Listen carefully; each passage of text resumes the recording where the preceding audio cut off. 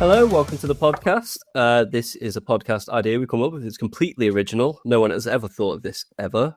Basically, we will determine who amongst us have not seen a film, and then we will put them in the hot seat, and we will make them watch it, play it, listen to it, whatever it is.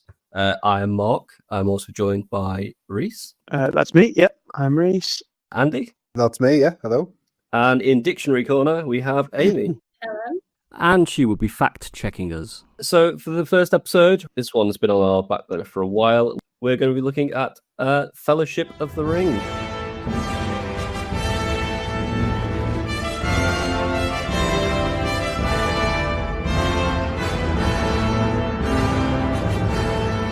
We're just going to focus on that one amongst the Lord of the Rings films. So Fellowship of the Ring, if you don't know, released in 2001, a year where nothing else really happened. It was directed by Peter Jackson. Wait. I already know what the second film is called. It's called The Twin Towers. I mean, It's all linked. I'm getting it now. Okay. Yeah. I'm all over the law. Right. So as we said, it was released in 2001.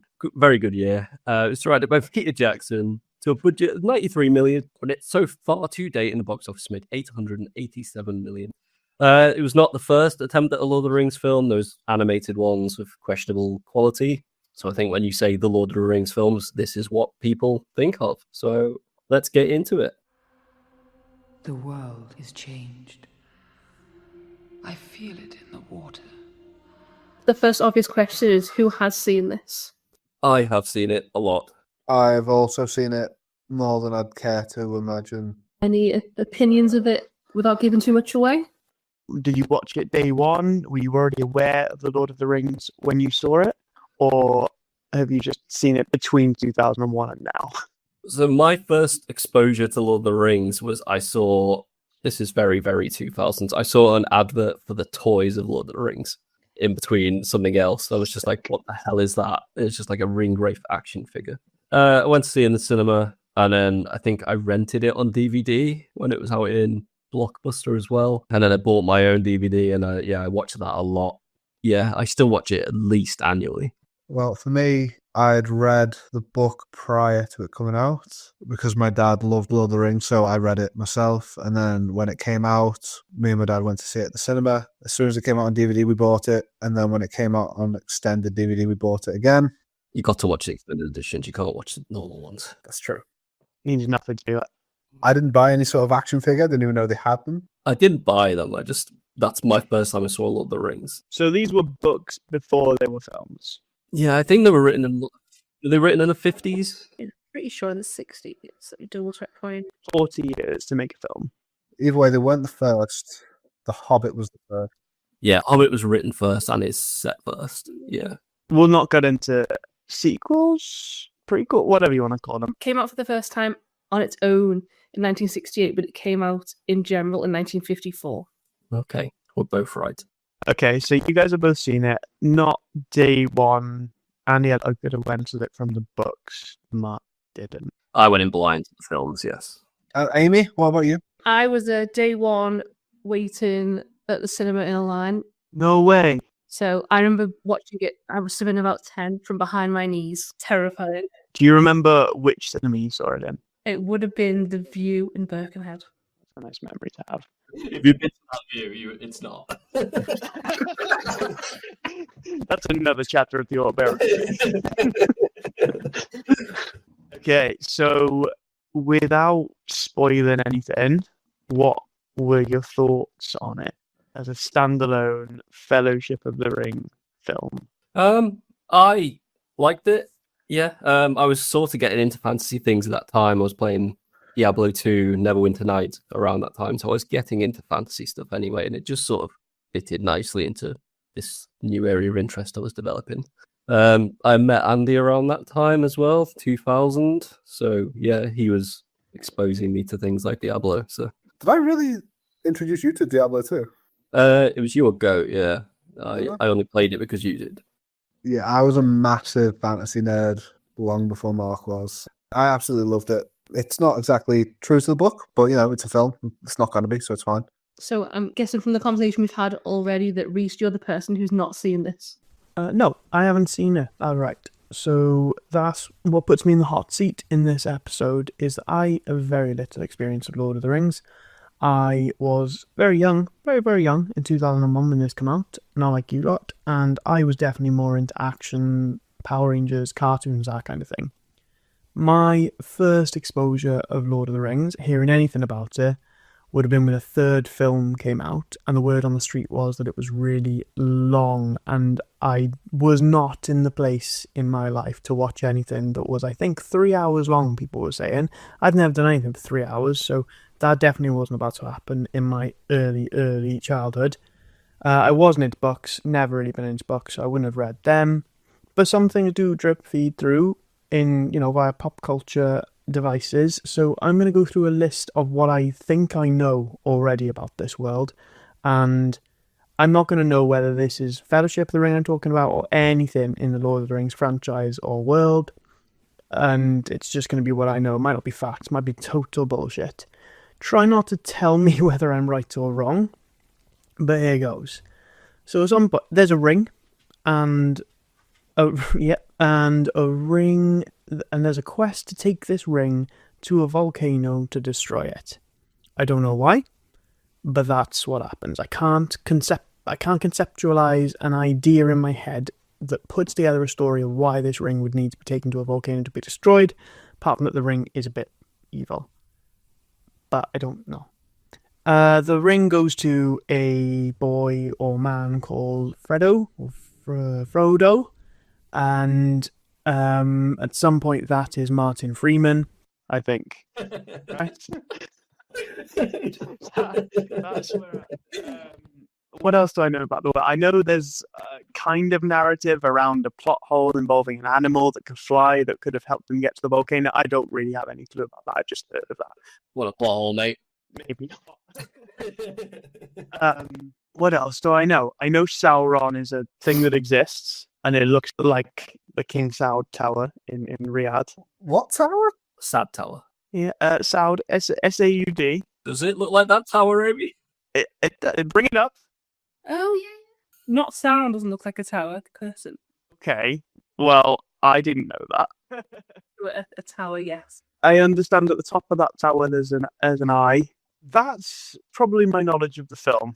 I've played the Shadow of Mordor and Shadow of War games, and you'd like to think that some lore is snuck in from there. But honestly, I couldn't tell you what happens in those games apart from control lots of orcs. So I know orcs are a species. I've probably had fights in that game with really important characters from the film, or without having any idea who they are, and I wouldn't get to tell you their names.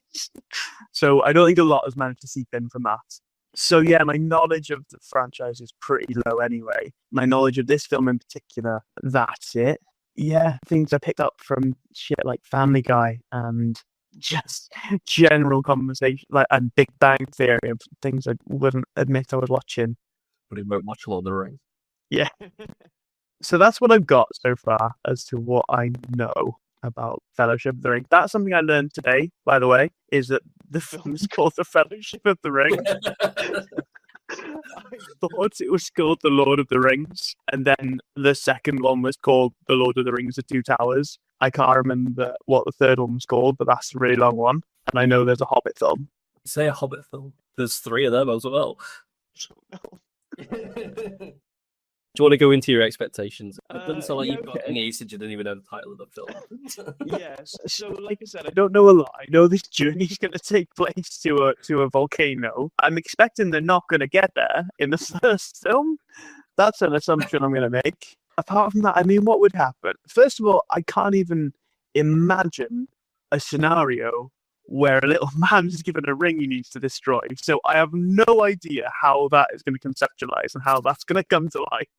Like how this little man is going to be given a ring and then be given instructions on how to destroy it. Even when you know, it won't make sense to you. So that I'm interested to find out what brings this about. Obviously, knowing that this is something that came out in the early stages, like pre the fantasy bubble, it would have inspired a lot. and having played a lot of fantasy games since, I'm assuming there's going to be the standard archetypes of a dwarf that's got an axe, a big, lanky, pretty lad with a bow and arrow, a stealthy boy that's going to maybe be a woman and maybe be a bit sneaky and maybe try and double cross us at some point. And then there's probably going to be, oh shit, no, Gandalf exists. Gandalf's a guy. There's going to be Gandalf, and he's a wizard. So there's going to be him. He's going to pop up, and he's going to be the old wise wizard. So I'm guessing there's going to be a lot of those like fantasy tropes, because my assumption is that this is one of the things that's kind of fed those tropes. If I am right, this inspired D&D, and then D&D sort of like bled it into popular culture more. Oh yeah. So yeah, I guess what I'm expecting is just a very run-of-the-mill hero's journey type thing. Like, he's going to meet some friends. They're all going to be really typical, fit into their little boxes, and they're going to have really shitty accents. And then the whole quest is going to be obstructed by something. They're going to be like, come back for the next film. That's what I'm expecting. Yeah, cheesy sign off at the end. Yeah. What are we going to do? Find out next time. It's gonna fade to black with him riding a horse onto the edge of a cliff and jumping, and then it's gonna go, if you think Freddy's gonna make it over the cliff, oh Freddy. Freddy. Tune in next time. What 90s parties ended I. I think I can hear Amy's blood pressure getting higher with the more things I say wrong. Everything you say the word volcano, I just die a little. I don't know why. As far as I know, it's a volcano. But we'll see. And I appreciate maybe it is a volcano, but no one in my life has ever called it a volcano up until now. You know the volcano in Lord of the Rings? Nothing that anyone's said. I'm sure we'll have more to talk about after I've seen it. Yeah.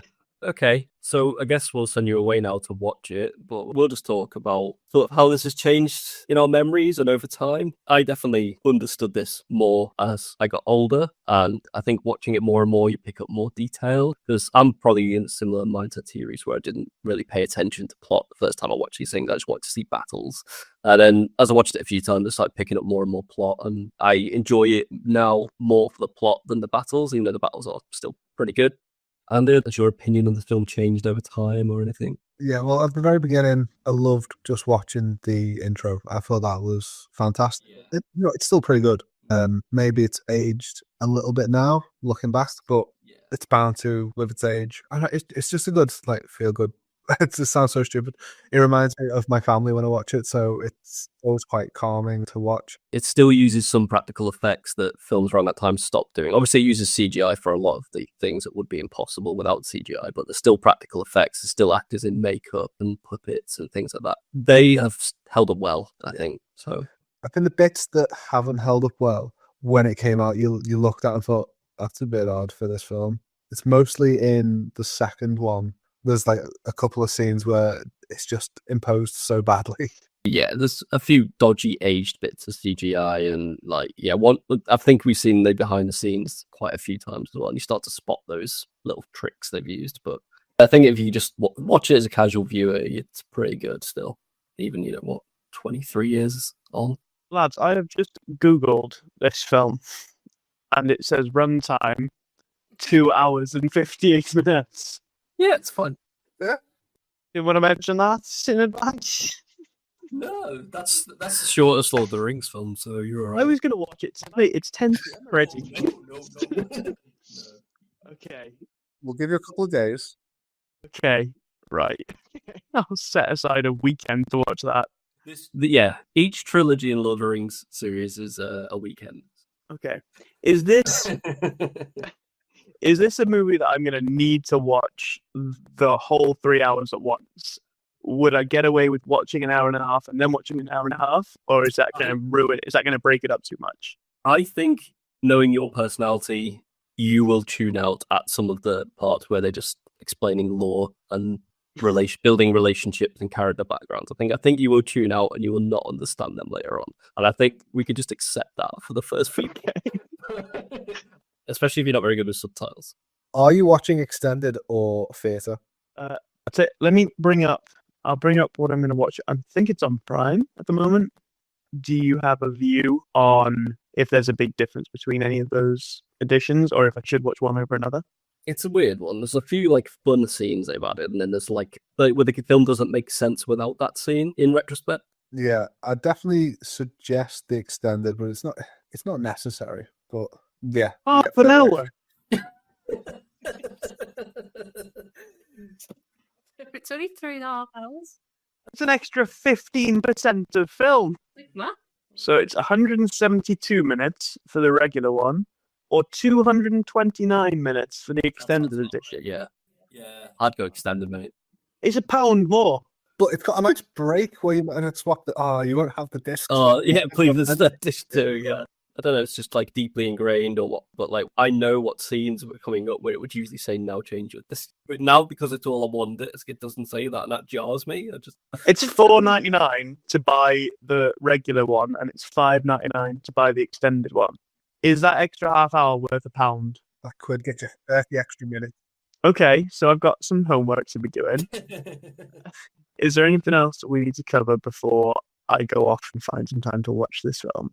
I think you should thank us for not making you watch all the director's commentary. They are the best bit. What are you talking about? Behind the scenes, making of, book to film. I mean, there'll be more episodes, I'm sure. We'll drop so much trivia about like what's going on behind the scenes, like when he breaks his toe and stuff. It's gonna be great. All original stuff. So my plan is I'm going to watch this film. I will make some notes while I'm watching. That'll make sure I'm paying attention. And then I'll bring those notes back and we'll go through them. And we're going to go through my opinions of the film. We'll go through my expectations compared to how it is. I'll give a little review and then you guys can talk to me about what I've missed. What I totally have misunderstood. That Sauron guy seems alright. You say that, but I always find a way to empathise with the baddie. So Thanos is just trying to solve global warming. if he is a baddie, you better be sure I'm going to have a Sauron t-shirt by the end of this. Anything else to add before I go and watch this film? I have a task. Note down every time they say volcano in the film. Right, okay. I'll bring up my... Ooh, this is a good question. Is this a film that I can watch with my infant child in the room? I think most children would enjoy it, but it does have some frightening scenes for younger children. How old is your infant child? Nearly 2, but he's watched Scream and he was alright with that. Well, yeah. Bad. Yeah, like people die and there are some horrible monsters, but it's all like, you know, it's PG sort of violence. It's Okay. No one gets ripped out and no one gets. Yeah, that's the main thing I'd be worried about is gore or like really bad language. Those are the kind of things I'm just avoiding. Anyone drop any hard R's in Lord of the Rings? There's no banned language in Lord of the Rings. no, it's all swearing. Okay. So until next time, I'm going to go off and watch this 3.5-hour extended version of fucking fantasy bollocks. The shortest of the trilogy. All right, well, Cheers, guys. Okay, off I go.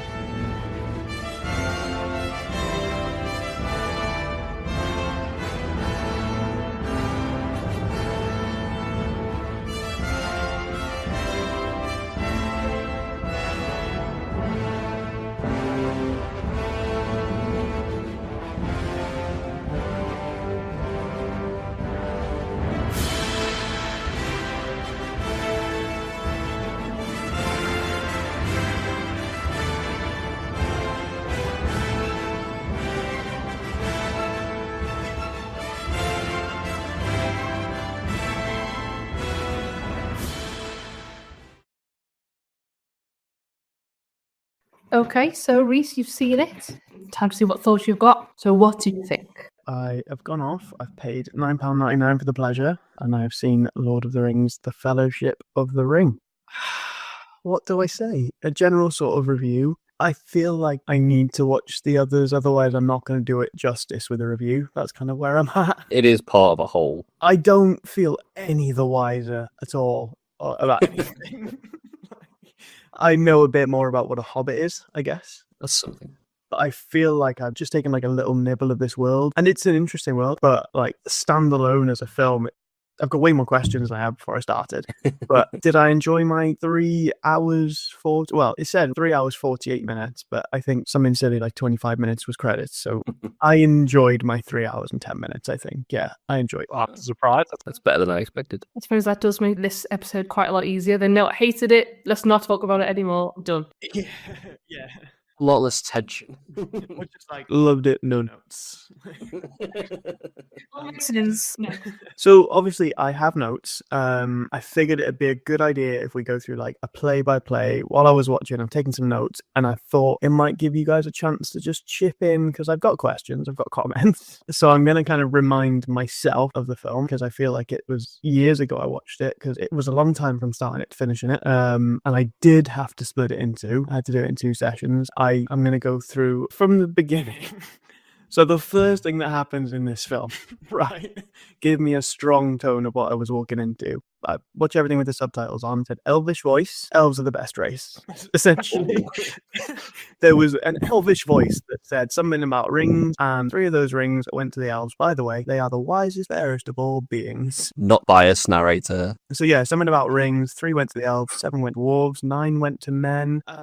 Why? What's that? Why is that? Why was that the division? Why those numbers? I believe it's just because that's how many, lords there were for each race. That you go, okay, well, there's definitely like 5 of them, so we'll do that. Yeah, to be fair, I think it was based on kingdoms. It seems like the men maybe thought more about this then and went, well, we'll have 9 if that's all right. Men also had more land to go all the way to the east as well. Okay, so there's more people to rule, so there needs to be more ring, because you can only rule if you have a ring. Is that it? I don't know. Anyway, and then 1 went to Sauron, who had the sickest Power Ranger villain intro ever. Oh, yeah. It was like old school 90s, really took me back to Power Rangers. He's like standing flames in the background, like pointing out this really cheesy guy in a suit. I was like, this is Power Rangers all over. I've got time for this. I've heard a rumor that part of the intro where he stood over the volcano was actually cut from a longer scene with him forging the ring. And then I don't know, getting to a Megazord. And Yeah. So I thought that was cool, and I immediately got off to a good note with Sauron. Good guy. Yeah, a good guy vibes. And then, but Sauron got the best one because it said 1 ring to rule them all. And I've heard that somewhere else, so I wrote that down. But for some reason, I'm trying to get my head around this, and this is going to come up a lot, I'm not going to lie. Sauron made a ring that he put all his power and evil into, but then it made him stronger. Wasn't it just part of him anyway? Tethers him to the world. And my interpretation was that's bound to the other rings as well, because it was forged in the same forge. So it makes him like the puppet master of anyone who wears the other rings. So a real jewelry-heavy kind of leadership system, which I'm not against. And then he gets his finger cut off, he explodes, and 2,500 years later, Gollum exists. And I heard about Gollum, I know Gollum, I've seen Gollum's characterization in lots of things, but I forgot to mention that last time because I saw him and I was like, I know that guy. But my impression was that Gollum was like just a little side thing, just a little side character that existed. But he's like the basis of this whole film. Like, it's all about Gollum. Yeah, he's running the whole thing, so that took me by surprise.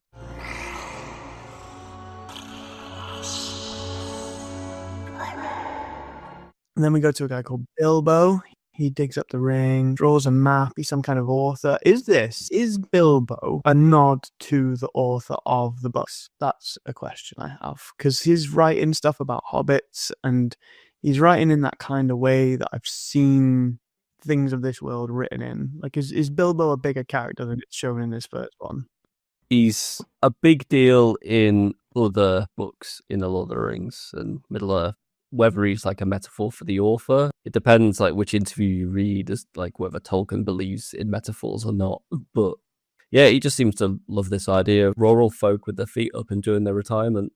Doesn't he just? I mean, I could relate. It's great. So yeah, we got Bilbo, and then we meet hobbits, and we meet Frodo, not Fredo. We meet Frodo, who is Elijah, which I did remember that Elijah Wood was in this. The hobbits are in a lovely little place called the Shire, ? Yeah. And there was a really funny line about being late that I can't remember when Gandalf was late. Something about wizards are always on time. A wizard is never late, Frodo Baggins. Nor is he early.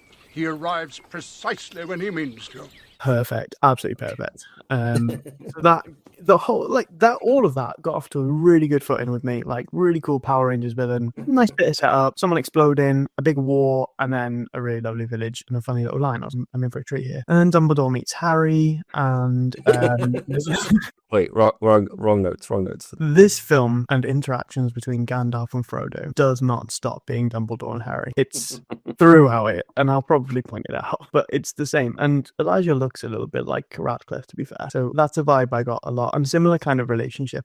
There's a lot of memes in this, which I realized were from this film, and I had no idea. So there's the Keep Your Secrets meme that came up. I was excited about that. And then I was trying to work out how old hobbits live to, because Bilbo has his 111th birthday. Yeah. But I had no context for whether that was old or young for a hobbit. So that is not a normal hobbit age. He is much older than a hobbit would normally be because he had the ring. So that'd be why when you see him later on, he's a lot older because he doesn't have it anymore. So did Bilbo wear the ring, or do you just having it give you a bit of the power? I think he wore it from time to time, but by that point, not very often. There's very, very unnecessarily small circular doors and corridors in Bilbo's house. And this is another thing that came up, is the height discrepancy of hobbits is wild. Like, the continuity of how tall hobbits are in this film is off the chain. Like, they just throw in, like, I'll just make them smaller than everyone else. But, like, there's no scale. And I'll comment on it every now and again. But in this one, Bilbo's standing there, and there's about a foot between Bilbo's head and his roof. And Gandalf's, like, fully doubled over, like he's waist height with this roof. And then a little bit later, he's talking to Frodo, and Frodo's up to his shoulder, honestly. So I've got here, hobbits are typically between 2 and 4 feet. No fucking. He was 5'11" in some scenes. How tall is Gandalf meant to be? Because he strikes me as tall. With or without hat? Is his head not that shape? Gandalf is 5'11" in the films, but he's meant to be 5'6" in the books. Oh, wow. Oh, I always just got the impression he was really tall. He seemed tall. Back in old days, people were small, though. And this is meant to be a historical folklore, so... Malnourished wizard. Yeah. Okay, well, that's going to come up a lot. It just kept getting to me, because obviously, like, with the shots from front on, with the actor's face, they don't really need to give that much context for height, but they might just have another character next to them, so you can see they're, like, up to their chest or something. But then there's a bit where like two hobbits are like having a little scrap with someone, and it's like little people under hip height. They're like 3.5 foot tall. So yeah, that was winding me up. There's a hobbit party. Frodo's the only good looking hobbit, and that's got to be tough for him because they're all really weird looking, like comically weird looking, and Frodo's gorgeous. I just don't know how he gets on. It's tough. I feel pain. Just want to put it out there. The only single hobbit, though. You know? Well, I guess they've got a type. Then there's some hobbit kids who are really cute but need haircuts. And do they get haircuts? Does their hair stop growing after a certain time? Because some of them got short hair. Do hobbits have barbers? But do they all choose to shoulder length and curly, please? I assume you're talking about the little girl during the fireworks. I don't know. There was like 4 or 5 little kids, and they were all dead cute. I believe one of them was Peter Jackson's daughter.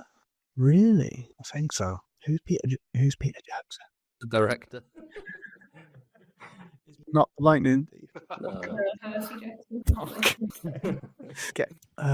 Bilbo only took on the poor orphan Frodo, who was his blood relative and was going to die without his help because he showed spirit. Yeah. Not because he had any obligation towards him. Not because he felt he needed, just because he had a little spunk about him. That I don't know about Bilbo, guys. I don't know about him. I know. He's not like the best guy, because in The Hobbit, he's a bit of a dick. So He's different to everyone else because his mother comes from a different part of the Shire where they're more adventurous, let's say. Oh, tell me more. So he's kind of frowned upon as like, oh, look at him, you are hobbiting. Just a little bit of casual racism towards the Hobbit. Oh, there's nothing casual about the racism in this film.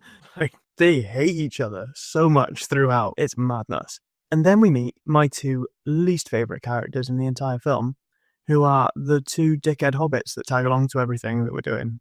Merry and Pippin, bless them. Merry and Pippin. Fuck those guys. Fuck those guys. Oh, yeah. No, I get it. They're obnoxious. It's like they're meant to be comic relief, but they do nothing funny. They have a role to play later, I hope it's fucking sacrifices. but I think they're just young and inexperienced. I'm sure that may be really young. I feel like in the books they're about 20 years younger than Frodo is. So they're not mature. Yeah, so like teenager hobbit. So they steal this dragon firework. I've no idea why, because all they do is steal it and set it off. But surely the whole point of Gandalf bringing it is set it off. So again, pointless characters doing pointless shit. 11T1, really nice way of saying 111. Love it. Bilbo's got a nice way of speaking. I'll give him that. He's got a really lovely turn of phrase that's really ring. I do enjoy that. A lot of the hobbits do, to be fair, and Gandalf. They're just like, I don't know, just the way their dialogue is written is really just nice. They twist their words around a little bit, and I enjoyed that all the way through. Now, Tolkien's intention was basically to make like the next sort of Nordic mythology when he wrote these, so it's quite poetic in the way people speak. Tolkien was an ambitious man, was he? Yeah, a little bit. Just made up his own languages in completion just because he was bored marking exam papers. And then wrote a story about it. So Bilbo's got the ring. He goes invisible with the ring, which is something I knew would happen from Family Guy. He gets a bit Gollum-y. No, not Family Guy, American Dad. Oh, big distinction. Gets a little bit Gollum-y. Gandalf knows what Gollum is from that. That seemed important at the time. Seems obvious looking back. Gandalf gets serious. I blinked and I kind of missed what happened to Bilbo, and then Frodo had the ring. Then cut to Mount Doom, literally spitting fire like a volcano, but I concede, Amy, they do not call it a volcano once in this movie. How many fucking mountains have fire that aren't volcanoes and is literally erupting when you cut to it? But I do concede it's Mount Doom. And then a fun little thing, the ring changes sizes according to who's wearing it. That was something I didn't know was possible with rings. Magic in it. Then, what is a Hobbit accent? Isn't it West Country? Yeah. Is it? Does Elijah have a bit of a West Country twang in this, does he? Because he's very posh English speaking. And the majority of them are West Country, but I swear to God, every now and again it goes Welsh. Generic rural west of London. Anyone with a farm. So we're in the pub now, and the Hobbits are singing a song, and that's all the shit about fantasy I love. Love all those songs, love the pub scenes where everyone's just having a lovely time, and then you know it's about to kick off. So I enjoyed that. That was good. So they're looking for the ring that Frodo's been trusted with. So they go back to his house, and Frodo's just stuffed it in the bottom of a chest under a bunch of papers. And he's like, oh, I see it somewhere. It's like, you were literally given it like 3 hours ago. It was more than 3 hours. I think in real life, it was about 20 years. 20 years. Yeah, something like that. That didn't come across at all. They put that bit a little bit shorter. It felt like it was the next day. Yeah, But it does cut to like Minas Tirith. It's like the hell of the word. but you're not going to know that from the first film. Who's gone where? See? Gandalf went on a little journey, didn't he? He did some research. He found out that this was indeed the ring he thought it was. And then he went to try and figure out how it came to be in the Shire. And that's when he learns that Gollum had it and lost it, and that Gollum had dubbed them in. That didn't cross. I knew that because he No. was a wizard. Okay, That would, yeah, that's just a slightly an explanation. fair enough. After a couple of months, Frodo got bored of having the most important ring in the world. The ring whispers in black speech, which obviously is going to come up a little bit more. I don't love that phrase. I just think you could have picked something different, maybe. But I'm guessing it's the language of evil. I'm not really sure how that's determined. Do you study it in school? Or is it something that you just get if you're evil? Or is it a certain race that speaks black speech? That's not clear now, even having watched the whole film, so maybe you can enlighten me as to what black speech is. Yeah, I don't know the origins of it. I just always thought it was like a dialect of Elvish spoken in Mordor, but Kind of stumped me there, actually. That's a good question. Oh, I'm glad I've got you on, mate. Andy, why don't you know the detailed history of his fictional language? Because like in theory, the orcs should just speak Elvish, shouldn't they? So it must be like something to do with Sauron as opposed to the orcs. I can say that there are two types of black speech. There's pure, which is spoken by Sauron, the Nazgul, and there's like a debased one used by the soldiers and orcs. So it's like a dumbed down version, let's say, for the lower ranks. But Sauron himself speaks pure black speech. Nice, okay. Thank you. So just Sauron's little language that he's got his club speaking. That's cute. I like it. Then my next question: why can't he make another ring? Why is he looking for this one? He's put elements of himself into it, does he not? I think he's put all of himself into it, and he doesn't have a physical body anymore. At least in the film, he doesn't have a physical body. And also more lore to do with who helped him make the rings. God, yeah. For some reason, I've written down is Sauron an elf, and I don't know why I've written that or what gave me that impression, or if it even matters. Is he? Is he an elf? So he disguises himself as an elf from time to time. He was one of the Maya, a lesser divine being. So next up, we've got some more really good acting from Elijah, where he goes, "But it cannot stay in the Shire," and trying to decide where to take the road.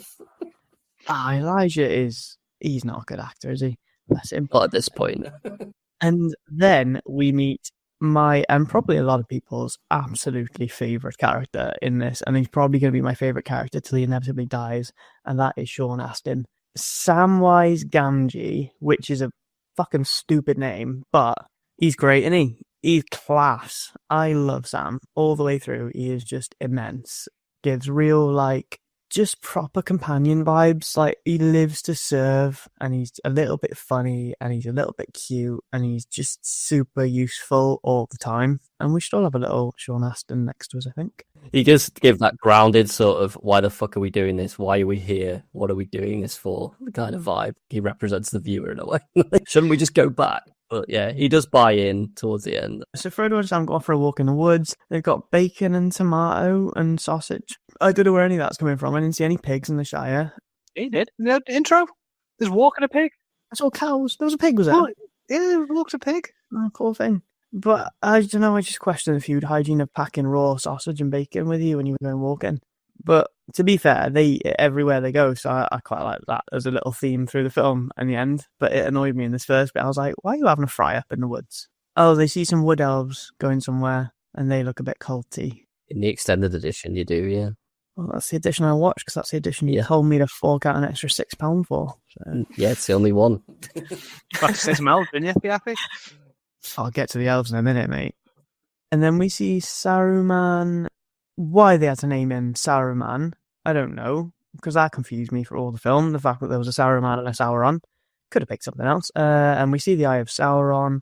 There's a bit of exposition that probably helps. And then I think it's Gandalf that says, we don't know who else could be watching, because they got that little crystal ball thing, they cover it up. And they're like, we don't know who else could be watching. And he literally does like a wink to camera. I thought that was really, really funny. Gandalf seems like he's meant to be the viewer's pal throughout this film. And I quite like that. Like, I don't know if that's intentional or just, is it McKellen? If it's just the way he played it, but he's just a little bit goofy and I like that. Gandalf and Saruman have a fight, which is just pushing and spinning, but with magic. And Gandalf spanned so much that he died. There we go. I know he's not dead. I've heard the term Gandalf the Grey, I've heard the term Gandalf the White, and I don't know which one this was, but I know there's more Gandalf at some point, so I'm not that worried about him. Hobbits, oh good, these idiots are back, is that what I made? And they all fall down a hill because of some shit those idiots are doing. I think they jump out on him or something. And immediately I was like, oh, that ring's fallen out of his pocket then, innit? Because we've seen him put him in his chest pocket. He's just fallen down a big hill and he's lost it. He didn't lose it in the end, so I was happy about that. And they see Spooky Horseman, who's looking for them. Frodo nearly puts the ring on. This seems like a very early time in the quest to be already contemplating the one thing he's not meant to do on this quest, which is put the ring on. He's gone into the woods, seen a scary horseman, and he's like, that's it, boys. That's it. It's going off. Please tell me you know what this horse guy, like what he is. And he's not just a spooky horseman. All right, I know later, but at the moment when I'm writing my notes, I don't know. It's a Nazgul who is a wraith, who is someone who's been corrupted by the ring. Am I wrong in thinking this is the 9 men who had the rings? Is that who they are? Yes. Awesome. I'm fucking smart. You say earlier, what minute in the film is this? Like, hour and 20 or something? I wrote it. I can't remember if it was like an hour 17 when they set off. That's the length of some films, yeah. He's not even on the way to Mount Doom, so he's not even started his quest yet. At this point, I think he's on the way to Mount Doom, right? Because I know that's a plot point. So I don't know where he's going. So when he gets to where he's going, and then they talk about going to Mount Doom, I'm like, bro, I could have fucking told you need to go to Mount Doom. What are we doing? What are we doing this first hour and a half? And then, yeah, more about the size of hobbits, because now they're at the bar and they're looking up to the bar as if they're way below the height of the bar. So again, they're even smaller than they seem. The ring goes on, because that just happens by accident when you fall over. Mm-hmm. Happens to me all the time. Yeah. It's because the ring wants to be put on, so the ring's almost like can like manipulate it to be like, oh look, oh no, sorry, that was me. Here we are. No, sorry. Ellen again. Whoops. Your fingers again. Lutsy little ring. I got you. More horsemen arrive. Try to do synchronized stab in the sleep. I do respect the rigor of stabbing lots and lots and lots of times and then checking that it was a person under there because they've seen movies before. They know this could be pillows. So it's like So- playing, oh, Yeah, checked, and lo and behold, it's pillows. And this is where I find out they're called Nazguls or ring wraiths. They were the 9 rings. you met Strider at this point. Who? I thought Strider was a nickname for one of these guys. Oh, the man, the beard man. Guy who rescues them from the bar, who's never called Strider again. Aragorn. I knew his name was Aragorn, and I don't know why. I just don't. I don't have that information in my head. But from the second I saw him, I went, that's Aragorn. And this pops up on my list I've got a little bit later of like fantasy tropes. And he was one of them, and that was a cool guy sitting in the corner of the bar. He was a little bit threatening. And also there was hiding under blankets and getting stabbed, and it's just pillows. That was the one. Then for some reason I got obsessed with what kind of clock they use in this world because they said 11sies and second breakfast. So I was like, oh, they use the same kind of clock as us. And then I was like, oh, is it just Earth? Because I'm being stupid and focusing too much now. Aragorn just carried a deer like it was nothing. So I'm starting to like him because he's a strong boy. Because you're a sexy main character. Saruman is chatting with orcs now. I thought orcs would be taller. Saruman has been told to build an army and cut some trees down, and I didn't know why, and I still don't really know why. Because the evil of industry. Yeah, it's a metaphor for industry equal bad. Is it? Yeah. Basically, Sauron wants another army, so he makes Saruman build one. Okay. And you need to cut the trees down to fire the forges, make armor, weapons. Okay, so they're mining and stuff. I got you. Gandalf wakes up at the top of a tower. I've seen this tower in the video game Shadow of Mordor, so they looked familiar and I liked it. It seemed to be a source of Saruman's power for some reason, being at the top of that tower. It wasn't really explained why, but again, this is one of the things where I feel like this is building a world. It's obviously building a world, and I have no conception of that world. So it's like, oh, towers equals strong, I guess. Evil towers. The hobbits are all given daggers. This is our next trope where everyone gets weapons at the same time in the quest. They still have bacon, and they still have sausages and eggs, and they put out the Frodo puts out the fire with his hairy feet, and nothing is even commented on. His big hairy latex foot. Yeah. He's just fine with it. He's not in pain. He's not on fire. He just stamps out that fire. They walk around barefoot all the time. It's just callous. Big leathery foot. It's fire, Mark. You've seen Nans get baking trays out the oven, haven't you? They just grab it. Like... Yeah, with their hairy feet. I am glad your nan never made me any food, Mark. So he puts out the fire so they don't attract the Nazgul. Sam tries to fight. Frodo tries to run. Back to using the ring straight away, obviously. And he sees the wraiths as like old dying guys. They still get him. Aragorn helps, and they don't like fire. Frodo's useless in this whole film. They should have given the ring to Sam. Then we cut to a mine. There's a little butterfly in the mine. There's orcs making armor and weapons. And then a really, really gross bit where orcs are like being born from the mud. Urukai? Okay, yes. Tell me about that. Saruman mixed orcs with human men and magic, and the film has interpreted that as pods underground, and Egg sacks in the mud. got to make an army somehow. They were described as worming their way out of the ground like maggots. That's just what they thought that looked like. It was horrendous. It was really gross. But also when they're born, they've already got piercings. That was weird. This guy had a nose ring. Was it after they being born, or were they just being like unearthed from like a banishment? I never understood that, but really, to be fair, Released. Yeah. Interesting. They were produced, let's say, underground, because it let him be able to keep the growth of the army hidden from view. So no one else knew how strong his forces were. So they went to school, they got piercings and tattoos, and then they got buried again. Saruman crossed orcs with goblin men. Gandalf is against interbreeding, I guess. And this again just gets into how everything here is about race. All I've heard about orcs so far, never met an orc in my life. It's been nearly an hour and a half, and all I've heard is orcs are bad and orcs evil. Yeah, they bring the neighborhood Orc down. They bring property should- prices down. Don't want them. And orcs should by no means crossbreed, like according to Gandalf. Stick to themselves. That's what I say. So it's just the message I'm getting as an innocent viewer. Then we cut to some big troll. Oh yeah, this is another theme I like throughout the film, is that the landscapes were just beautiful, but also there's just like these really big statues or walls or that are just like epic. And there was like big statues of trolls in the woods, which I thought were incredible. And hopefully they're statues, but Mark's doing a smile now that suggests that they're not. I thought they were pretty, and I'd like to go and see them. Yeah, like throughout the films, like that does give you the feeling that this world has been lived in a while. You are not joining the story at the start of the story. You're joining like late to the story. Like a lot has happened already. Yeah, it feels like going into ancient Rome. Like there's just Yes. statues of like that either fallout of wars everywhere and stuff. It's really cool. That's something I really like about. I feel Rhys has to watch The Hobbit at some point as well. I get that. Okay, Frodo goes into the Shadow World, and then they're talking about ingredients for things, and they're talking about lots of different plants, and I feel like it's like they're just name dropping to prove they've read the books. They're just like, oh, if we use like bucklewood and mix it with birch root, and then... Do you know the Athelas plant? Athelas? Kingsfoil. Kingsfoil, it's a weed. It may help to slow the poison. Hurry. Does this have anything to do with anything? Like, I get it, you're in a fantasy world, just why naming shit?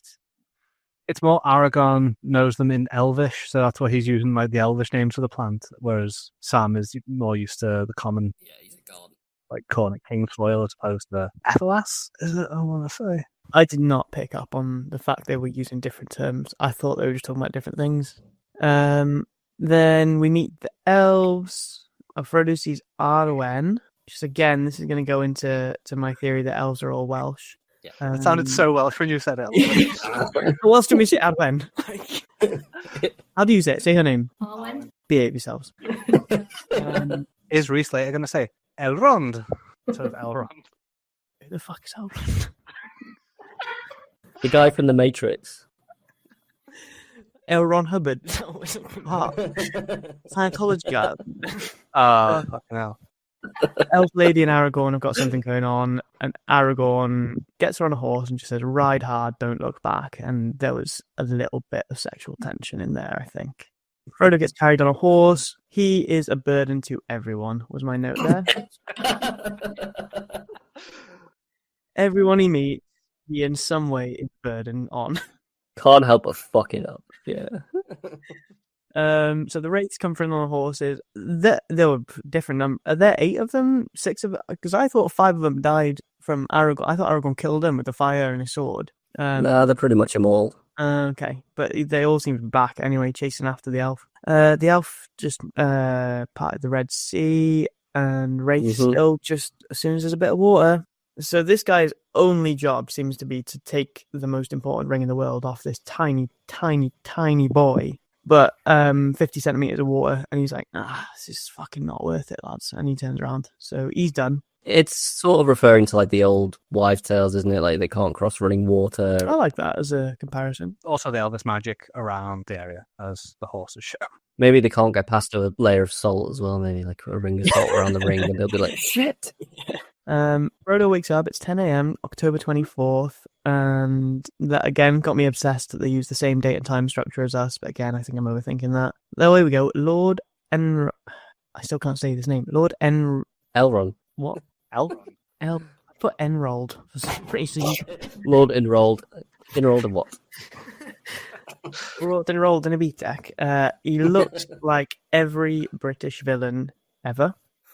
So I'm immediately suspicious of him. And then we're in Riverdale, and Bilbo is somehow here. And Riverdale seems to be like the elves. I don't know. Are you saying Riverdale? Yeah? Riverdale? Am I wrong? Riverdale? Riverdale. Is that Rivendell. Rivendell. Yes. Because Riverdale was a drama series on Netflix, I think. Yeah, and then It's not Amsterdam.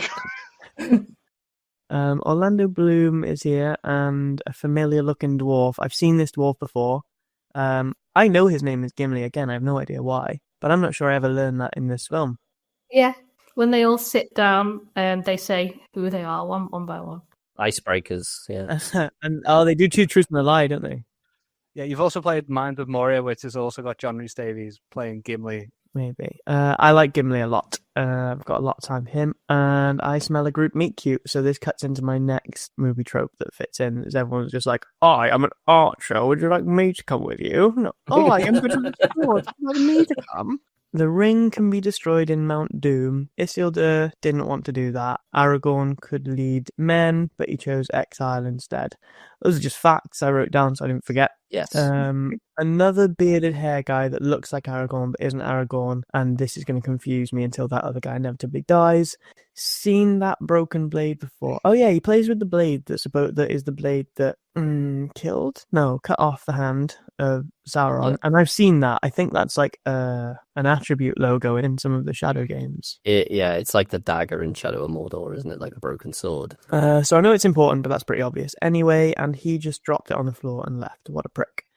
I don't like that guy immediately. He's just gave bad vibes. Everything about this guy says he's going to double cross everyone. Oromir is his name, by the way. I've already forgotten That guy. I've already forgotten it. They just use vowels incorrectly in this film. All right, and that's why I can't remember a single fucking name. Aragorn is As the Welshman, carry on. so Aragorn is related to Isildur. I learn. And he kisses the girl and gets some jewelry off her. I assume this is some kind of elf spell where, like, you give them that and you've got their heart or something.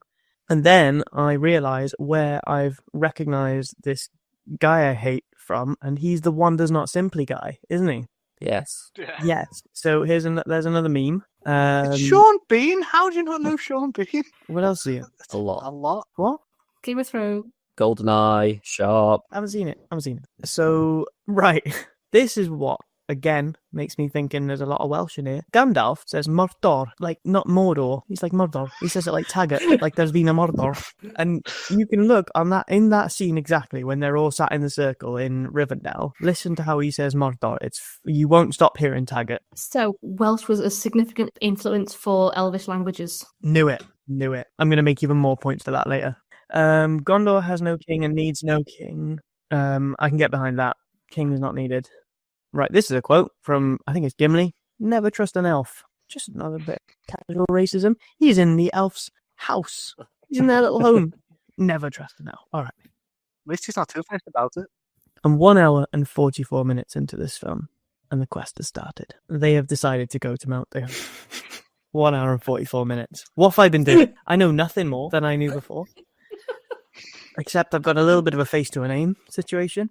And then there's literally, I joked about it a minute ago, you have my sword, my bow, my axe. Like, just people listing their contributions. And those two little hobbit guys were pretty quiet during that part. And then this is the bit where, what's his name? The Lord Elrond. Lord Elrond says, you will be the Fellowship of the Ring. Dun, dun, dun. And that's when I stopped watching and had a little break. And then I started watching again. Cut to Aragorn at a grave. He doesn't want power, but he's the last of the bloodline, but no one else can do that, apparently. This got me. So obviously Isildur had the power, right? Stop laughing. That's his name. Obviously. That's Elvish is based off Welsh, apparently. Not How else would you pronounce D-U-R other than deer? Door. Name an English word where it sounds like that. Durability. Really quick. In durability. Anyway, so Isildur had it by like absolute instant. He happened to cut off his hand. He was just involved in the war. He happened to cut off his hand, happened to put it on, and was okay. So why are his descendants the only people who could now have the ring? That's what they're saying. No one else could do it. He's the last in Isildur's bloodline. Why is Aragorn the only one that could do it? The last of the bloodline to take over the kingdom of Gondor.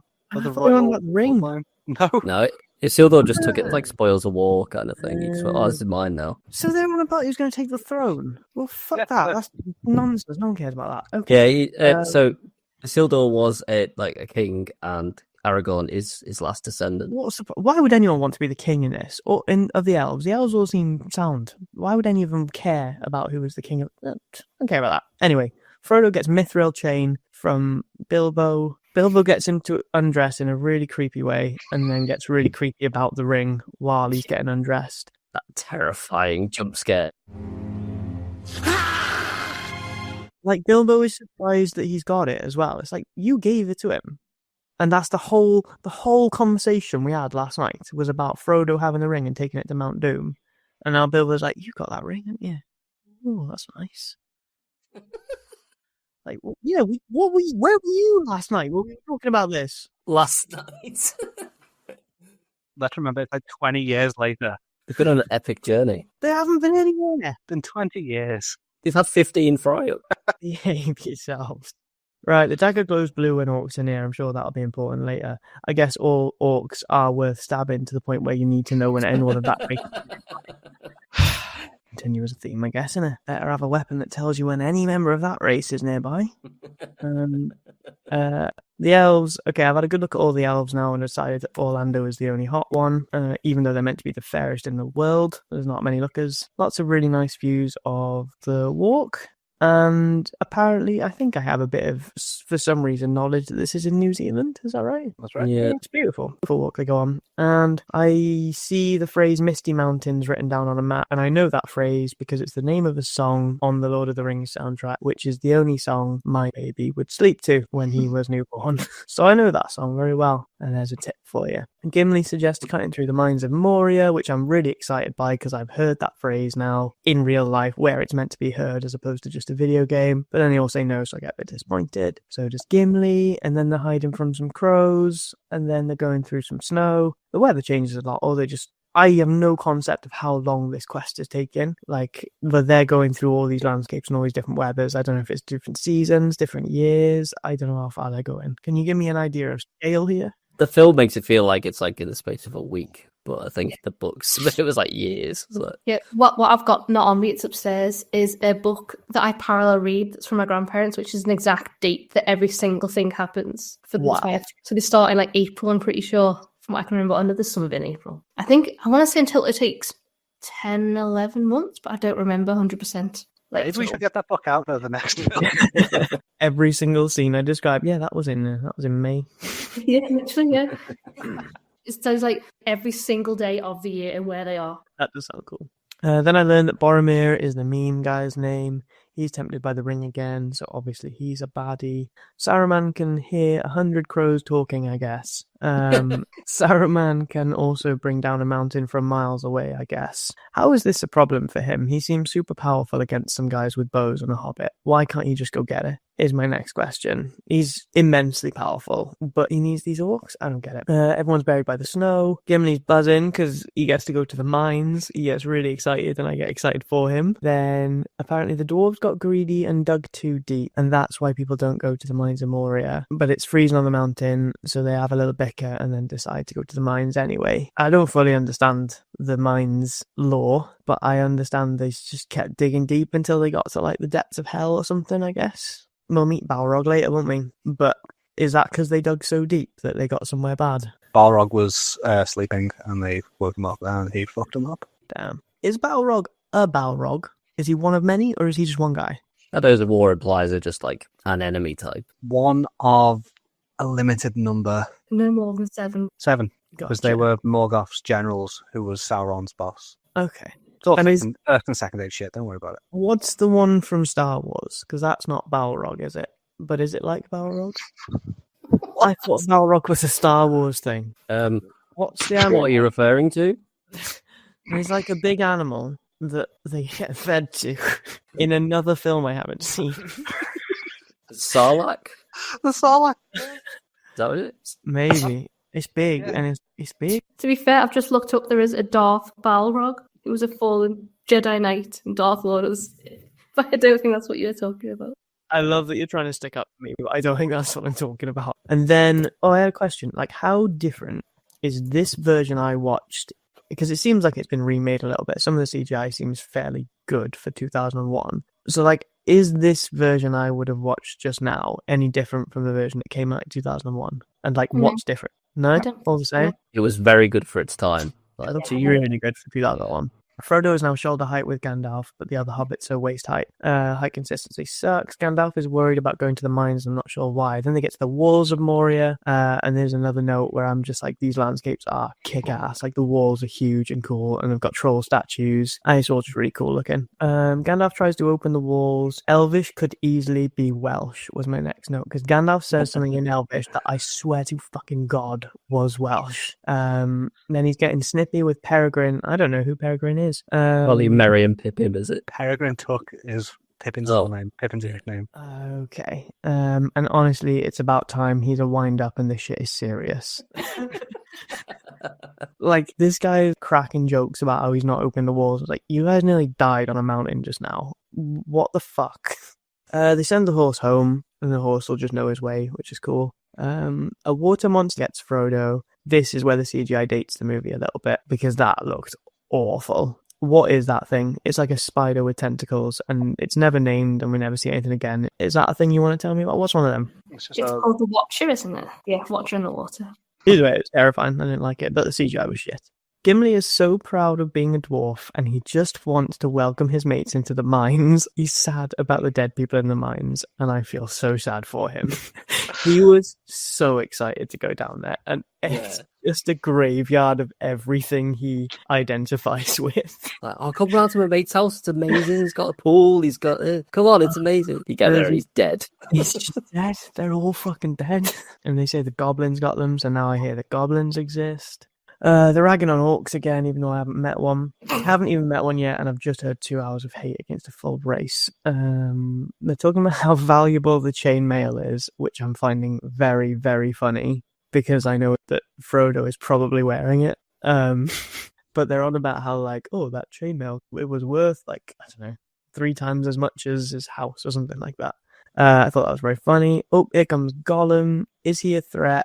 I don't know. He seems useless, but for some reason everyone's really cautious about him being around. But he's just like a little skinny guy. So at this point, I don't know if he's like a bit magic or if he's got some kind of threat about him. But his CGI eyes are awful. They're so bad. I don't know if you've ever seen. Well, of course you've seen it, but in Toy Story 1, Sid's dog's eyes, if you watch it now, look like they've been held up on the screen with paper. Like, they're so bad, and these are as bad. There's something about CGI at that time could not do eyes. I implore you to have another look. It's something really weird about Gollum in the first film is that they just didn't put much effort into him, but then with the next two, a lot more effort went in. I'm not sure we see Gollum's full form at all in this film, do we? Just see like hands and eyes. Maybe they just haven't cast him yet. Oh, they'd cast him. What? And they cast him as the same guy he's going to be in the next films? Yeah. But I don't think they were going to portray him motion cap until Andy Serkis actually started doing his thing, and then they went, oh, actually, this is better. Let's motion cap it rather than just like fully animate it.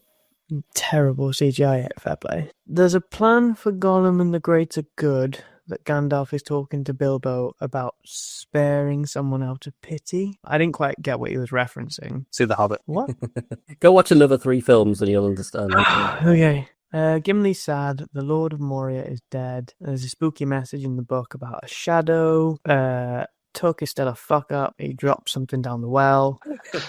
Orcs are coming, finally. There's a massive fight with a troll, which is really, really cool. And Legolas shows to be pretty badass. So yeah, I think that bit was cool because we've don't know how long it's been, but we've actually got a big fight. There was like a little scuffle with the Nazgul, but it was nothing really. And now we've actually got like orcs come in, a big troll behind them. Everyone's having to get their axes out, get the swords out, bounce off each other a little bit. This was cool. This was where the film started coming together for me there, and it's where everyone started actually having strength rather than just people covering for the fuck ups. But then Frodo gets stabbed. Once again, proving how much of a burden he is on this entire thing. And when we find out he was wearing the chainmail all along, I can't help but think he was milking that bit, wasn't he? Like, we spent about 4 minutes of people jumping in front of him and sacrificing themselves for him and crying over him being about to die. And then he's like, oh, bit winded, lads. So bad. so bad. I'm really against Frodo in this. So yeah, it turns out he's wearing the chainmail. Of course he is, good. And then there are so many orcs or goblins, I couldn't quite tell which, chasing them through the mines. Like, so many. It seems that this is where they live. There's so many of them. Like, there's thousands chasing them, which again was really cool. Didn't, like, look bad or anything. It looked pretty cool. But then they just get cornered. All these orcs are circling them, and they're definitely about to get fucked up. But then all the orcs get scared away by Balrog, who comes. Swords are now no use, says one of the characters. So they throw all their swords on the ground. Exactly what you should do in this situation. And they run one tiny bridge in this entire mine that goes from here to safety. To a fire exit. Yeah, and there's nothing else, just one wall. So these mines, right? They're beautiful. There's so many like intricate columns, and the floor around these flat surfaces are really nice, and they're made really lovely. But they haven't put handrails anywhere. They've just got these loose stairs knocking about and loose bridges, but then they've spent seemingly thousands of hours like carving a column to get all these really nice shapes and stuff. Just a little bit of a handrail on those stairs because it's making me feel very uneasy. Yeah, no health and safety practices. You know how stumpy dwarves are? Like, you'd think they'd want a bit of security on some stairs. Yeah, but they're sure-footed. Low center of gravity. Gimli says nobody tosses a dwarf, and then he jumps over, nearly falls, and he gets pulled up by the beard. He goes, not the beard! And I feel like, again, he's another character that seems to be, initially, it's like he's meant to be the comic relief, just like those two Hobbit fuckwits. But there's nothing funny about it. But he has got this pure, like, passion, and I do love him very, very much, because he's just very passionate about everything he does as Gimli. Whereas the other two hobbits can go and die. Balrog / Diablo is here. You cannot pass. I thought it was shall, right? I've heard this term before. For some reason I'm aware of you shall not pass. And he goes, you cannot pass on this bridge. And then he proves me wrong and he says it again, but he says you shall not pass this time. You shall not pass! And then that one bridge is destroyed. Balrog lassoed Gandalf's foot. And honestly, Gandalf seems omnipotent at this point, so it seems low stakes that he's gone. He's not dead, is he? I don't think anyone watches that at that time and thinks he's dead. But his last words would have been, fly, you fools, which I think is great. Like, those are good last words if he is dead. But that ties back to, do you remember I was telling you that I'm aware of this theory about this plot hole, about taking the eagle or whatever it is to fly to Mount Doom? Yep. Is this a reference? Is this Gandalf going, fly, you fools? As in, like, don't fucking walk there, you idiots. Why? Is that what this is? Some people do believe that is what Gandalf meant. However, that's a very broad interpretation of what he's saying, because the way Gandalf speaks fly could easily just mean, run, because the goblins are coming. You're going to get pincushioned. Just like an archaic way of saying run. Yeah, he's saying flee more than actually fly. Because the issue with the eagles and why they couldn't carry them is because the eagles don't go to the realms of men. Okay. Because, once again, men are bastards and try and kill them. Yeah, the eagles aren't just some animals they call upon. They're like a noble race in themselves. So they have their own diplomacy and rules. They're not slaves to hobbits. I feel you're not enjoying that little tidbit there, Rhys. Just comes down to race again, doesn't it, Andy? Seriously, the answer to everything in this is like, oh, well, he's an elf, so... I'm not fucking picking a lot. In my team. Last words calling someone a fool is very Gandalf. Why don't they ever walk next to each other? Always in single file, like 2 or 3 meters spaced. And it's like, guys, you're all friends. Just no conversations for months. They're all sad about Gandalf, but there's a lovely view and Aragorn is already over it. There's like he's literally just going around like, guys, come on, it's all right, let's get going. We got a job to do. So if he turned around and said he's just a fucking wizard, would you have been surprised with the amount of racism so far? I mean, I don't know. Is wizard a race? Yeah. It is a race. People are born wizards. There's only like 5 wizards in the whole world because they come from... Somewhere else. Okay. Like, I can feel for Aragorn here because I've only known Gandalf like 2 hours at this point. But yeah, these guys are meant to have known him for what? It's been years now? Like, Frodo's known him for his whole life and they're just like, come on, get your walking boots on, lad. We'll be fine. It'll be fine. It'll be. There's more elves. Elves and dwarves don't seem to get along, although there doesn't seem like much of a sample size of dwarves for me to make this assumption, to be honest, because I've only met one and they're all dead. But in general, elves and dwarves seem to not get along. Okay, you ready for this? This gets into why I think Tolkien is just flexing too much with his words. There's just too many words when they see the place with big trees that the elves take them to. Do you want to hear the name of this place? Caras Galadhon, the heart of Elvendom on earth, realm of the Lord Celeborn and of Galadriel, Lady of Light. That's the name of the place. None of that means anything. I think some of that was like tagline and subtitle. So here's my theory, right? And this ties into why Welsh and Elvish are exactly the same. Is that this is Middle Earth's equivalent of the Welsh train station. This is like this is it. The place where the lady got stuck in the whirlpool or whatever it means. Like. Yeah. Caras Galadhon, the heart of Elvendom on earth, realm of the Lord Celeborn and of Galadriel, Lady of Light. That's how one guy introduces this place the first time for someone else. What's its actual name? Which one of these is its name? What would you call it? Lothlorien, I'd call it. So none of them. I think Lothlorien is like the area name, the woods. So none of that meant anything then. Awesome. The shiny elven royals explaining Gandalf's death. Legolas says that they needlessly went to Moria, which is a bit sarky for me. Because what was their choice? They were like literally shoulder deep in snow at the time and they had to go somewhere. So I wouldn't say it was needless, and that was a bit harsh of Legolas. There's some chat between Aragorn and the mean guy. Frodo and the elf queen are near a mirror, the Mirror of Erised, where they see orcs burning down a village and enslaving hobbits. Were they orcs that you saw? Oh God, maybe. Who knows? Someone was burning down a village, and it was the Hobbit village, I think, and enslaving the hobbits. So that seemed, it wasn't clear if that was showing like what's gonna happen, what he wants to happen. I don't know. The Queen is really creepy, wanting the ring. It doesn't seem like she needs anything though, so I don't know why she cares. Like she's got everything. I don't know why she cares. Jesus Christ! Like this whole thing with the Elf Queen seems pointless. It's just reaffirming the quest with different soundtrack. Like literally, the whole big. They've just gone to this lady, and then the summary of everything that happens there is you should go to Mount Doom and get rid of that ring, I reckon. They were already doing that, so I'm not sure the point of it. Correct me if I'm wrong there. I think it's also the fact that it's all just fucked up. Gandalf's died, and like, let's just go here because it's safe for a little bit. Oh, they just want to stop something. And the elves are fucked off. We don't want the ring here. Then cut to Saruman hyping up Predator, which is what seems like, I think this is like his new breed of orc, I guess, which can be determined by a white handprint on the face, which they all seem really cool. I'm up for them. They seem like a really cool faddy type.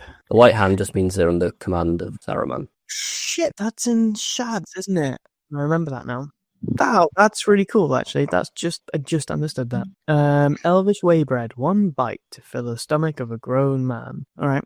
Aragorn has been warned about Predator. How is everyone communicating? Can they all talk to crows? Is my next question. Because they seem to be aware of things that are happening on the other side of the world, and they ain't got phones. Like, what's happening here? This is my same gripe about, like, when I watch war films that are set, like, pre-1900s, when they're like, so-and-so is building a defense on this line. I've just seen them do that, like, 5 minutes ago. How do you know? Like, I'm watching Scouts and shit. Yeah. Scout. Magic.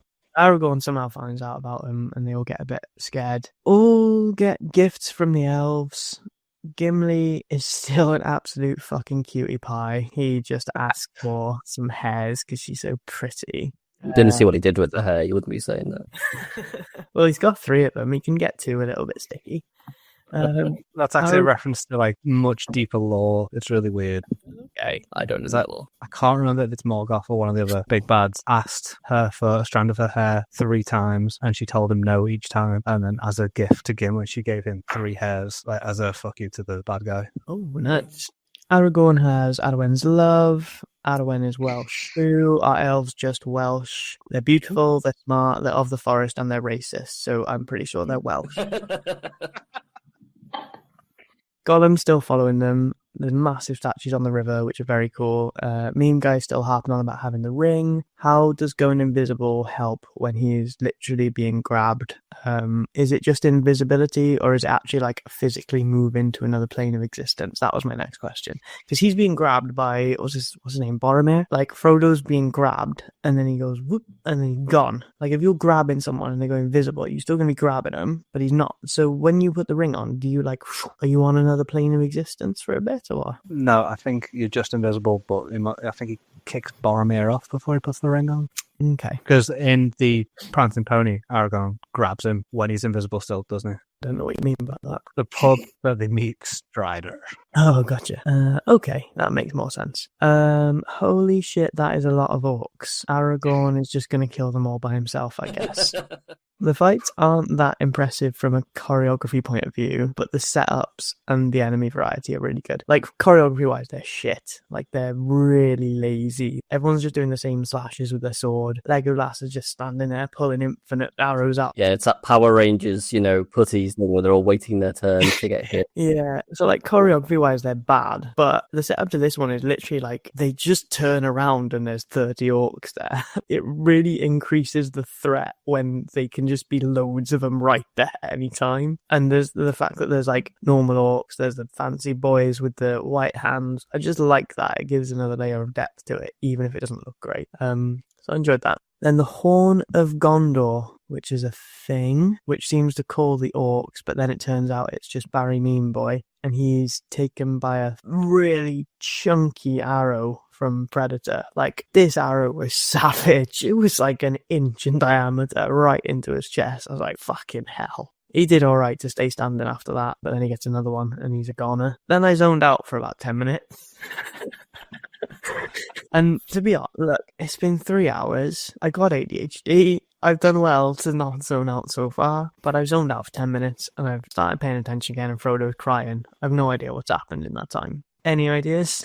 Boromir redeemed himself a little bit by protecting Merry and Pippin, and then they realised, he was alright, actually, and now he's dead. Aragorn then kills Predator, as you call him.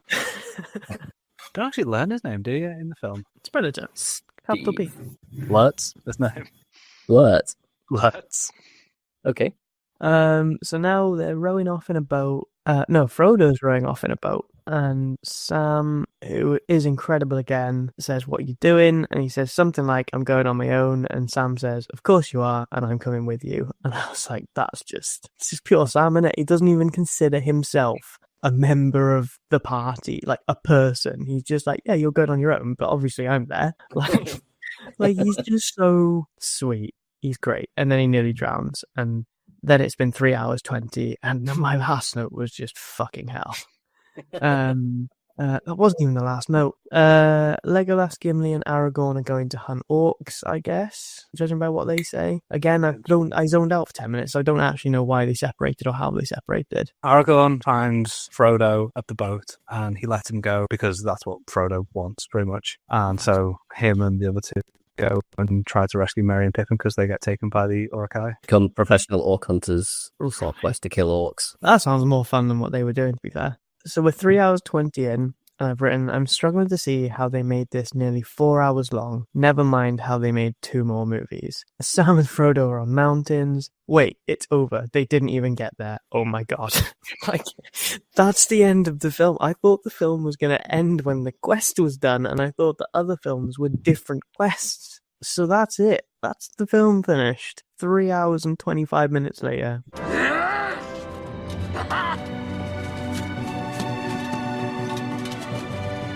Yeah, you said a lot there. Seemed pretty deflated by the end. You were so happy at the beginning. Do you want it on there? Oh my days.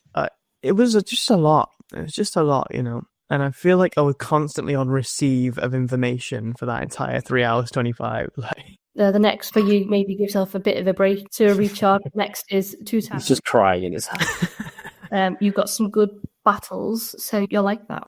I have heard that the Two Towers is a bit more actiony. The action just scales up throughout the 3 films, and like the payoff in the last half of Return of the King is worth everything. Fucking better be. But yeah, I'm excited about a sequel. Like I said, I think it's built a big world, and at the moment that's really intimidating. And I'm not encouraged by the first film. Nothing from this film makes me think, oh yeah, this is going to be a good series. I'm basing that belief entirely off how much you guys love it, basically.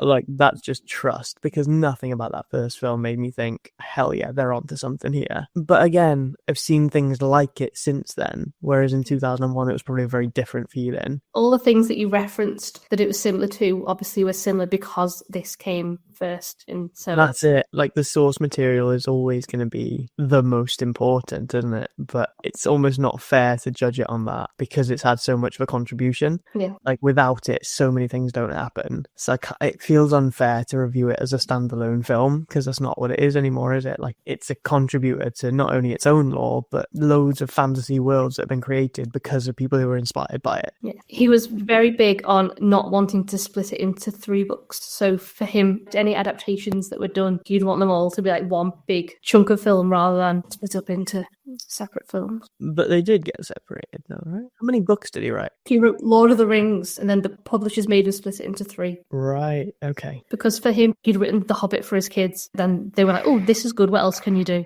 He was like, all right, I'll do this. So he wrote The Hobbit first. Yeah. The Hobbit movie has come out way more recently than the Lord of the Rings movies. And then they split the book into 3 books. And the 3 movies, this, Two Towers, Return of the King, do they all cover the whole Lord of the Rings book? Yeah. You know, as much as books and films can kind of work together, obviously there's bits missing that people would like to be in there. But, you know, in general, I'd say it covers the key story. Got you. So it's better than the book. You missed some great characters from the book. You talking about Tom? Yeah, we're talking about Tom. Tom Bombadil is a character. He's just fucking weird. There's no explanation of who he is. He's just some big beardy guy with like blue overalls, red hat, and he's just there. And he just wastes a chapter or 2 in the book. Would have just added on an extra half hour to the film unnecessarily. I think it'd be really fun if you try and give me an idea. What does the book add that I wouldn't have by now? If I just read the first book, considering I've just watched the first film, what else do I know about this world if I've read the book? There are Barrow-wights, which are like a ghost which exist in book that don't exist in the film. Tom gives the hobbits the swords instead of Aragorn. That seems massive. Oh, they spend a long time in Rivendell in the book. How? There's nothing there. That service station. On the slot machines for 4 hours. The main thing that's different with the first one is just the tone of the movie, which is something that my grandparents always said, that the movie was a lot darker than like the books, which were a lot more hopeful and lighter. And yeah, I was always told like The Hobbit was like a children's book to start Yeah. with, but there's still a lot of really deep drama in the films. Yeah, because in the Hobbit book, the battle at the end doesn't happen. He just like gets knocked out, wakes up, and it's all done because it was for kids. That makes sense. Slaughter of thousands. I had a question for you all. I would like you all to individually answer this. Would you put the ring on? I am easily corrupted, so yes. I'd go with no. I mean, do I know what the ring is, or is it just do I just think I've got a fancy magic ring? Like you're Frodo. You have all the information Frodo has. I'll try not to, but As much as he does. Frodo puts it on for a laugh. I think every time he does, he's kind of forced by external forces. No, he isn't. Okay, I just wanted to know how much I can trust you guys. So I had my fantasy trope counter at the end was at 12, by the way. I'll do a really quick run through of all of them. I mentioned a few of them. So we've got an intro to all the different races / cliques in the first section. We've got a comically big birthday number for a fantasy creature. A hooded man in the corner of a pub that used to be cool and is now a cringy as fuck cliche. Stabbed sleeping pillow shapes. Singing, then being surprised when someone notices. All miraculously get a weapon at the same time in the quest. Talking about Aragorn in the third person, not knowing who it is, and then the camera cutting straight to his face. Girl wears jewelry, but it's never just jewelry when a girl's wearing jewelry. A new team is made, and they each list their position in that team. Someone saying we mustn't go there, and then they end up going there. A big dumb enemy troll character, literally a troll. Characters saying, hey, over here, to distract enemies, like that would ever work. So yeah, we got the big 12 in this one, but this is like the OG, so I expect a lot, because that's probably where they came from, a lot of them. So that does segue us onto predictions you made early on as well, because you did mention tropes. You expected tropes. Indeed. I don't remember my other one. I made some notes, don't worry. So good. So one of your predictions was it would be a hero's journey that's going to take place to a volcano, based on what you knew going in. Boy, was I wrong. Well, you predicted they would not reach the volcano in the first film. I forgot that. And I was expecting it. So yeah, that was ticked up. You were curious to find out why the little man got the Ring of Power and how he is the one that is tasked to destroy it. Do you feel like that's been answered? No, I'm still none the wiser as to why the most useless character in this film is the one that's been given the most important item in this film. Because he's uncorruptible seems to be the get-out answer. But, Gandalf just had a sense he's the right guy for it, I guess. Like, I'd have given it to Aragorn, not gonna lie. He seems a bit more competent. So Aragorn doesn't trust himself. Did you just say arrogant? Yeah, he's arrogant, Arrogant. So he doesn't trust himself because Isildur couldn't be trusted with the ring. Historically, men haven't done well. Another prediction you made with fantasy tropes, you thought there'd be a dwarf with an axe, correct? A lanky, pretty lad with a bow. Orlando came, didn't he? Yeah. You also predicted a stealthy boy, possibly woman, who double crosses them. Didn't get that, did we? Nothing like that. Not yet. There were quite a lack of women in this film, actually, looking back. Yeah, that is one of the problematic themes some people point out with it now, is, it's very patriarchal. But I think there's 2 named women. So far, yeah, there are 2. Wow. And both of their parts have been, have a good quest, my love. That's it. Well, one's a barmaid. I don't think the Bechdel test gets passed by Lord of the Rings, sadly, does it? I mean, does it fail if women never interact? That's a good point. I mean, that's the other thing, isn't it? It's like when you realise that Legolas never talks to Frodo. No. Yeah, he says, "I'm my bow," and that's it. Is that all he says? Yeah, he's just there. He's just a silent bodyguard. How much do you reckon they had to pay Orlando Bloom to do the one line? I'm sure they all got millions. Like, he says lines, but just not to Frodo. You predicted shitty accents. Oh boy, did I get some. And you predicted that you would see some kind of obstruction that disrupts the journey just before the end of the film, which sets up for the sequel. You'd say that was meta. I guess Gandalf's death has sent them to somewhere else. That's not where they wanted to go. And then they've ended up splitting up as a result. But no, that's definitely didn't see coming that they'd split up. Like, that's not a thing I thought would have happened. Yeah, Gandalf's death, inverted commas, sort of like triggers that breakdown of the Fellowship, like you say, and then from there, then they're just a bit more, short-term goals, apart from Frodo. So, but Frodo's just having a tantrum, isn't he? I'll do it myself. Right, how long are we saying this has been, Amy? What do you reckon? Between Frodo getting the ring and now, how long do you reckon that is? I think it's officially 17 years. 17. What in the last 17 years is making him think he's capable of doing this on his own? It's his mother's side of the family going, go do it, adventure, live a life. Everything he's done has resulted in him getting stabbed or fainting or just falling on things. It does sound a bit like the guy in the pub that's going, I could do that after a few pints, and then just stumbles off, doesn't it? What has happened is Frodo's come out of the pub and he's tried to get a taxi, but the taxi said it's 80 quid to get you home because it's 8 miles and it's single track lanes. And he's gone, fuck it, I'll walk then. I know I've not got my shoes on. I know I've not got a coat, but I'll walk. I've got loads of sausages and bacon, so I'll have you.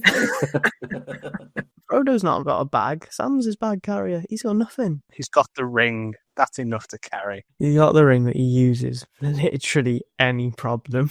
Okay, so that covers the predictions pretty well, I guess. I don't think I was far off, but I'm glad it's been able to throw some things at me that I wasn't expecting. Because there is that worry that with such a, I want to say old, but with a film that's been so massive in pop culture that there'd just be no surprises. But no, there were some things that felt refreshing in there, which was nice. I was going to say, did it open your eyes a little bit to what fantasy films could be? Not just, 90-minute romps with dragons. It's definitely given me a better appreciation of how deep a world could be, to the extent of having, I think there's 5 different languages I've heard, I'm less interested in things like kingdoms and races and things like that, because like that everything's got that. Everything tries to delve into like location wise, but actually something as deep as like cultures and having different like musical instruments and songs and languages, that's something I'm impressed by, and I really like the idea of. Yeah, I'd like to know more about that. And even myself, towards the end of the film, I was able to recognize by hearing whether it was like Elvish or something else, because it's like, oh, that sounds a bit like Welsh, and I'm joking about it, but like that's quite interesting to me, that you can understand different levels of fantasy based on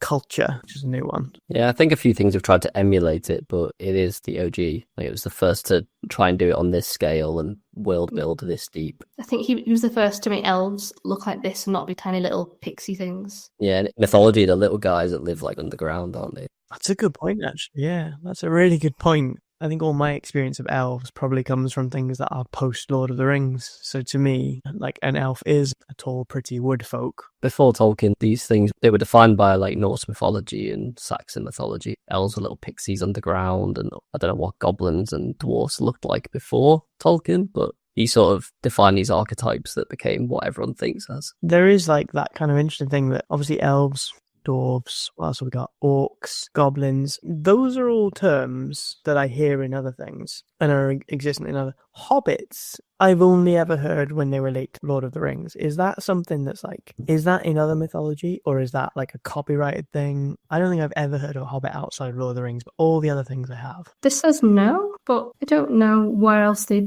be. I think halflings have like come from Hobbit. Yeah, halflings are in D&D and stuff. I guess like, he must have got it somewhere, or he just heard it as a funny word at some point and thought, oh, this is cool, I'll use that, because he was that kind of guy. This one here says he sat down and was grading an essay, got a little board and wrote in the margin, in a hole in the ground, there lived a hobbit, which is how the Hobbit book starts. I don't want to steal your job from you, but I just found that Hobbit derives from Holbalter, which is the Old English word for hole dweller. They do live in holes, I suppose. I guess they're referred to as halflings in this, and D&D has halflings and stuff. Oh, so halfling and hobbit are the same. Yeah, Hobbit is the ones that live in that area. I'm sure there's probably other types of halfling in Middle Earth. There are some that live like above ground in like houses. I'm sure he mentions at least 4 types at the beginning of Lord of the Rings. Yeah, they talk about how they're from different areas around the Shire, don't they? Because there's like different families and they're all a bit different. Is that right? So you got the fallow hides and more adventurous. The stores are kind of heavy and like the riverside, and then the Harfoots are kind of the hill dwellers. So you just pick which type you want from Professor Oak and then just crack on from there. In the character creator, yeah, it gives you different attributes. They've even got like different heights and different looks for them, obviously, depending on what type hobbit they are. And that is why Frodo and Bilbo, especially, are so different, is because they have other hobbit types in their family. Okay, that makes sense. So the hole dwellers is referring to like cowardly sort of way of living, and these two are like half something else, so they want to go out and get out the hole. Yeah. Small, browlet, and beardless, which is a really weird way to describe anyone. Beardless. Well, so looking ahead to the next films, obviously, apart from that, I'm probably going to see more action. What kind of spoiler-free thing can you give me to make me want to watch the rest of the trilogy?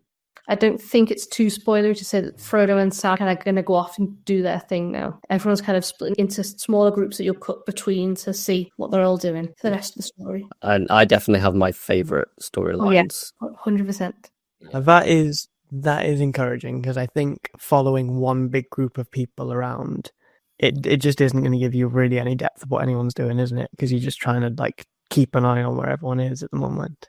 Yeah, well, unfortunately, the world building, the setup, and the exposition is not over. You still meet new characters, you still learn new lore. Like one of my favourite characters in the next one. Ooh, okay. He does sound very well. And you come across the worst CGI in the film as well. Worse than Gollum's eyes. Yeah. So, yeah, we'll leave it there then. Obviously, we will come back and talk about the Two Towers at some point. Maybe not next episode, but at some point we will force you to watch more. Yeah, I'm up for it, I am up for it. We'll get there. I just need... I need at least a little break. We'll do something else, and then I'll get into the frame of mind of Two Towers, and I'll see how much Prime is going to overcharge me for it. Yeah, I did expect you to hate this, to be honest. I don't know anyone who's watched it and doesn't like it, but I expected you to hate it for some reason. Just because I'm contrary. Yeah. No, I definitely didn't hate it, but I do wish it wasn't 3 hours long. Shortest of the films. Could have watched Avengers for that. Just comparing the two to me, it's like I'd take Avengers any day. I feel like more happens if they can make that much happen in 3 hours. Could have happened in Middle Earth, I think. I don't even really know if I'm in Middle Earth or not. You are. Cool. So we'll come back when you're ready to watch Two Towers, but like you say, we'll find something else to subject on someone else in the meantime. Perfect. We'll Good to hear. leave it there. Bye. See you next time. Bye. We've seen some things, but we haven't seen enough. With popcorn dreams and midnight screens, we're chasing scenes through broken beams.